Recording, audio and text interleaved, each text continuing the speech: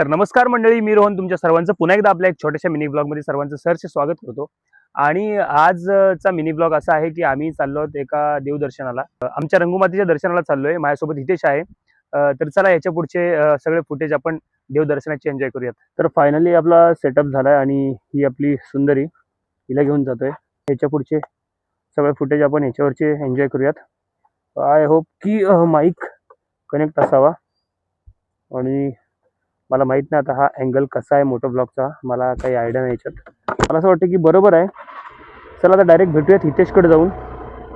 आणि तळोशीला जाण्याचं एवढंच कारण की आम्ही दरवेळी जातो। थोडंसं म्हणलं की बरेच दिवस गेलो नाही, तर आज आईच्या दर्शनाला आपण जाऊयात। तर चला याच्या पुढचे सगळे फुटेज थोडेसे सिनेमॅटिक आपण एन्जॉय करूयात।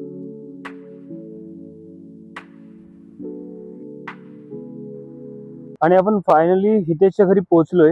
हितेश येतोय आणि हितेश फायनली नटापटा करून पोहोचलेला आहे। तर निघूयात काय आता, सगळीच स्टोरी सांगितली आपण, कुठे चाललोत काय चाललोत। तळोशीला हा सुरुवात केली ना ब्लॉगची, तर निघायचं काय। चला फायनली आपण हितेशला घेतलंय आणि आपण निघूयात देवदर्शनाला निघूयात आज। मस्त जरा वातावरण पण भारी झालंय ना की शिवकालीन वीरेश्वर महाराजांचं मंदिर आहे। रायगड जिल्ह्याचा सगळ्यात मोठा छबिना इथे होत असेल आपला वीरेश्वर महाराजांचा। रायगड जिल्ह्यातील सगळ्यात मोठा छबिना हा वीरेश्वर महाराजांचा होतो। हो हो, सगळ्यात मोठा छबिना वीरेश्वर महाराजांचा होता। आणि हे शिवकालीन वीरेश्वर महाराजांचं मंदिर महाडमध्ये। छत्रपती शिवाजी महाराजांच्या चौकातून आपण इकडून जायचं काय चौदार तळ्यावरून, थोडंसं जास्त नाही पण थोडंसं दाखवण्याचा प्रयत्न करूया इथून। आणि इथे बघता तुम्ही किती विहीर दिसतात, 1 2 3 4 5 6 7 8 9 10 तरी दिसतात। इथे डॉक्टर बाबासाहेब आंबेडकरांनी पाण्याचा सत्याग्रह केला, हा चौदार तळे कुठल्या, हा हे जे हे गार्डन केलंय त्याच्या आतमध्ये बाकीच्या 3 विहिरी, आता ह्या 11 आहेत। 3 विहिरी मला असं वाटतं ह्याच्या खाली गेलेल्या आहेत। चांगल्या मोठ्या प्रमाणात काम चालू आहे, लवकरच होईल। फायनली आपण पोहोचलोय आणि दर्शन घेऊयात, थोडंसं बसूयात।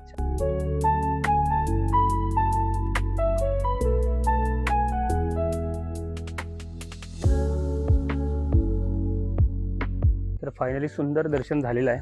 हितेश कसं वाटलं तुला दर्शन घेऊन? थोडासा इथे थोडा वेळ आम्ही बसू आणि मग निघूयात। एकदम छान वाटलं। रोहन बोलला कालच की जायचं का आपण देवीच्या इथे, पण मी बोललो ठीक आहे जाऊ आपण। नाही खरंच आपण आलो, बरं झालं, बरेच दिवस आलो नव्हतो आणि आज फायनली आलो। हा छोटासा मिनी ब्लॉग आपण इथेच थांबूयात आणि भेटूयात याच्या पुढच्या ब्लॉगमध्ये। चला बाय बाय।